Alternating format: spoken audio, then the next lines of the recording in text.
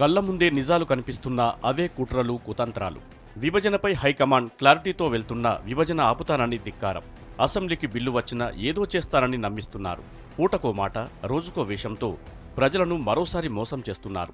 విభజన ఆగదని తెలిసిన సొంత ఎజెండాతో అనుమానాలు రేపుతున్నారు కిరణ్. ఆంధ్రప్రదేశ్ విభజనతో 3 ప్రాంతాలకు ఇబ్బందులు వస్తాయన్నారు కిరణ్. యువకుల ఉద్యోగాలు, ఉద్యోగుల భవిష్యత్, రైతులకు కష్టాలు తప్పవంటూ కొత్త వాదనలు వినిపిస్తున్నారు. కలిసుంటే తెలంగాణకు అన్యాయం చేసి విభజన ఫైనల్ స్టేజ్కు వచ్చిన టైంలో 3 ప్రాంతాలు కలిసుండాలని కొత్త వాదన వినిపిస్తున్నారు. రాష్ట్రంలో అన్ని ప్రాంతాలకు ఇబ్బందులు వస్తాయి. విభజన జరిగితే రాష్ట్ర భవిష్యత్తుకు, యువకుల భవిష్యత్తుకు, ఉద్యోగస్తులకు ఇబ్బంది లేకన్నా, రైతులకు ఇబ్బంది లేకన్నా కలిసి ఉంటేనే 3 ప్రాంతాలు కూడా 56 నుంచి ఇప్పటి వరకు జరిగిన అభివృద్ధి ఇంకా అభివృద్ధి చేసుకోగలుగుతాం. ఇంకా వేగవంతంగా నిధులు కానీ వనరులు కానీ ఉన్న రాష్ట్రం ఇంకా వేగవంతంగా చేసుకోవచ్చు అనే అభిప్రాయంతో మేము వ్యతిరేకిస్తా వచ్చినా కూడా ముసాయిదా బిల్లు అసెంబ్లీకి పంపించడం జరిగింది.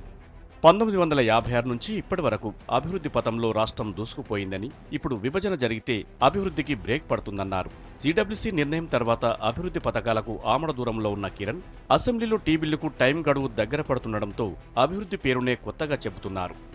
ఈ బిల్లు ద్వారా మనకు లాభం జరుగుతుందా? రాష్ట్రానికి, తెలంగాణ ప్రాంతానికి, సీమాంధ్ర ప్రాంతానికి నష్టం జరుగుతుందా? హైదరాబాద్ ప్రాంతానికి ఎటువంటి ఇబ్బంది ఉంటుంది? సాగునీరులో ఎటువంటి ఇబ్బంది ఉంటుంది? తాగునీరులో ఎటువంటి ఇబ్బంది ఉంటుంది? విద్యుత్ శక్తిలో ఎటువంటి ఇబ్బంది ఉంటుంది? వైద్యంలో ఎటువంటి ఇబ్బంది ఉంటుంది?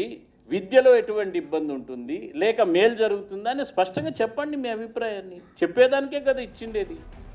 ప్రతి విషయంలో తెలంగాణ ప్రజలకు అన్యాయం జరగడంతో ఉద్యమం ఉవ్వెత్తున ఎగిసింది. విభజనలో ప్రాజెక్టులు, నీళ్లే కీలకం కావడంతో సీఎం కిరణ్ అదే అంశంపై రోజుకో వాదన తెరపైకి తెస్తున్నారు.